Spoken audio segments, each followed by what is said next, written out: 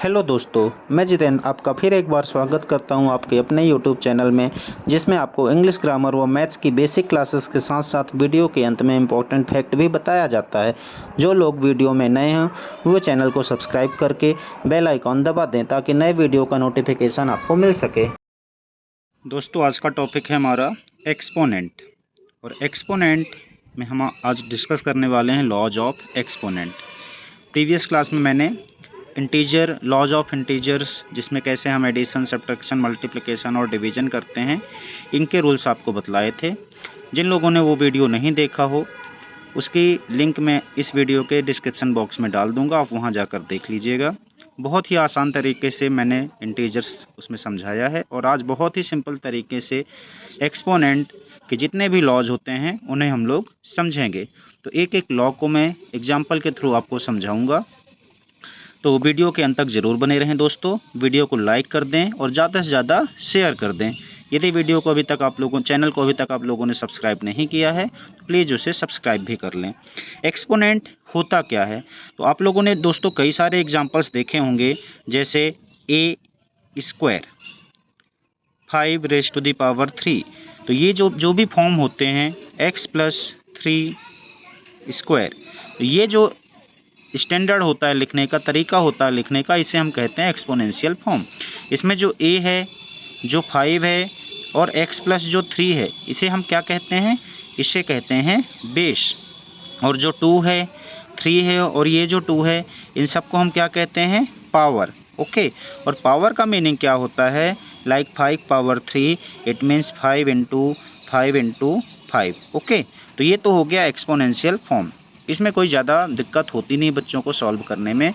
But आज हमें जो डिस्कस करना है, जो हमारा मेन टॉपिक है, वो लॉज ऑफ एक्सपोनेंट, कि किस तरह से हम डिफरेंट रूल्स का यूज करके और एक्सपोनेंट पावर वाले क्वेश्चंस को सॉल्व करते हैं। तो हम फर्स्ट लॉ की तरफ चलते हैं। a⁻m × a⁻n मीन्स जब बेस सेम होता है और वो मल्टीप्लाई के फॉर्म में होता है तो उसकी पावर क्या होती है दोस्तों, उसकी जो पावर है वो हो जाती है प्लस। ओके, यदि हम इसका एक एग्जांपल देखें तो एग्जांपल के थ्रू यदि आप इसे समझना चाहें तो जैसे मैं एग्जांपल दूं 2⁻³ × 2⁻4 इट मीन्स 2⁻³ + 4, तो ये हो जाएगा 2⁻7। ओके, तो ये हो गया हमारा फर्स्ट लॉ। सेकेंड लॉ की बात यदि हम करें दोस्तों, सेकेंड लॉ हमारा हो जाएगा कि जब बेस सेम हो और उसमें जो नंबर्स हों, जो बेस हों, वो डिवाइड के फॉर्म में हो। फर्स्ट लॉ हमने क्या देखा, जब वो मल्टीप्लाई के फॉर्म में हो। सेकंड लॉ हम देखते हैं जब वो डिवाइड के फॉर्म में हो। तो ये क्या हो जाएगा यहाँ पर दोस्तों, पावर जो है वो माइनस हो जाएगी। मल्टीप्लिकेशन वाले में पावर जो थी ऐड हो गई थी, डिवाइड वाले में जो पावर है वो हमारी सब्ट्रैक्ट हो जाएगी। इसका यदि हम एग्जांपल देखें दोस्तों, तो मैं इसी एग्जांपल को लेता हूँ, 2⁻³ डिवाइडेड बाय 2⁻4। तो इसका जो आंसर हो जाएगा 2, 3 - 4, तो रिजल्ट होगा 2। अब यहाँ पर देखो 3 - 4 करना है तो हम इंटीजर का कॉन्सेप्ट यूज करते हैं। 4 में से 3 माइनस होगा तो आएगा 1। दोनों में ग्रेटर डिजिट 4 है, 4 में माइनस साइन लगा हुआ है तो पावर इसकी माइनस हो जाएगी। ओके, अब इसको सॉल्व करने का भी लॉ होता है जो हम अभी आगे डिस्कस करेंगे। उसके बाद देखो अगला रूल दोस्तों, हम माइनस वाला ही ले लेते हैं। यदि कोई बेस है सपोज a/b और इसकी पावर नेगेटिव में है, माइनस में है, तो हम इसे कैसे सॉल्व करेंगे। इसे सॉल्व करने के लिए पावर को जब हमें पॉजिटिव बनाना होता है, क्योंकि आप लोगों ने स्टैंडर्ड फॉर्म में आंसर जो लिखना होता है वो पावर जो है पॉजिटिव नोटेशन पे होना चाहिए इंस्टेड ऑफ नेगेटिव नोटेशन, है ना। तो पावर को हमें पॉजिटिव बनाना है। पावर को पॉजिटिव बनाने के लिए हम क्या करेंगे, a/b को इन्वर्स कर देंगे, उसका रेसिप्रोकल कर देंगे, मीन्स a/b का हो जाएगा b/a और पावर जो है माइनस से हो जाएगी +n। ओके, एग्जाम्पल इसी का हम ले लेते हैं, जैसे 2⁻−3 है ना, 1 नहीं लेते हैं, 3 का लेकर कर लेते हैं। तो 2 को हम क्या लिख सकते हैं, 2/1। और जब हम इसमें ये वाला लॉ लगा देंगे तो इधर भी रेसिप्रोकल हो जाएगा, तो ये हो जाएगा अपना 1/2 और पावर हो जाएगी इसकी +3। ओके दोस्तों, आशा है कि यहाँ तक आप लोगों को सारे लॉज समझ में आ गए होंगे। एक बार हम लोग फिर से सारे लॉज देख लेते हैं। यदि बेस सेम है और मल्टीप्लाई में है तो पावर ऐड हो जाएगी। बेस सेम है, डिवीजन फॉर्म में है तो पावर सब्ट्रैक्ट हो जाएगी। बेस कुछ भी हो, पावर नेगेटिव फॉर्म में हो तो उसे प्लस करने के लिए उसका रेसिप्रोकल कर देते हैं। फोर्थ लॉ यदि हम देखें दोस्तों, तो फोर्थ लॉ में क्या हो जाएगा, यदि सपोज बेस ए है और उसकी पावर m और ब्रैकेट लगा हुआ है और पावर n, तो ये क्या हो जाएगा हमारा a power m into n, means दोनों पावर का मल्टीप्लाई हो जाएगा। मीन्स यदि हम एग्जांपल लें कि 5 पावर 2 ब्रैकेट 3, तो ये हो जाएगा हमारा 5 raise to the power 2 into 3, तो ये हो जाएगा 5 raise to the power 6।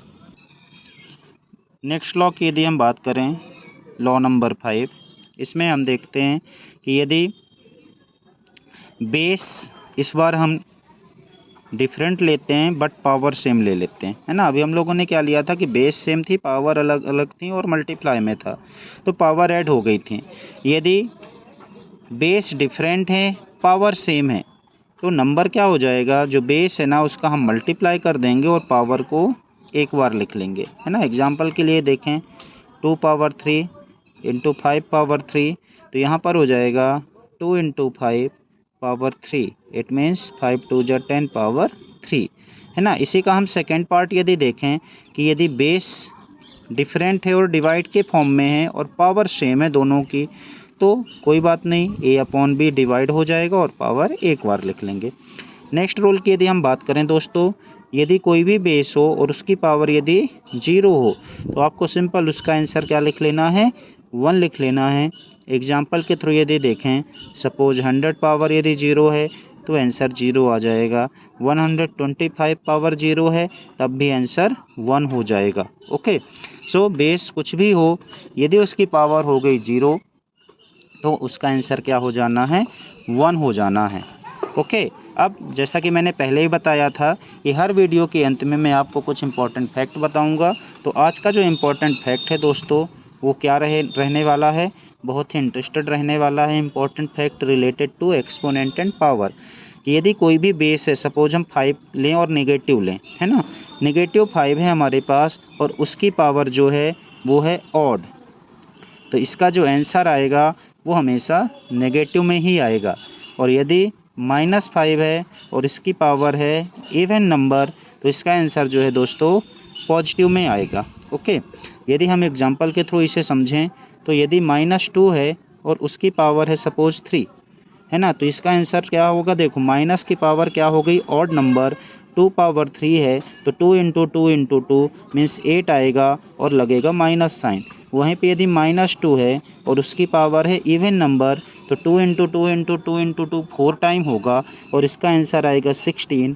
Even power होने की वजह से पॉजिटिव साइन रहेगा। तो होप सेशन आपको अच्छा लगा होगा, चीज़ें समझ में आ गई होंगी। मिलते हैं फिर अगले वीडियो में, तब तक खुश रहिए, मुस्कुराते रहिए। जय हिंद, जय भारत।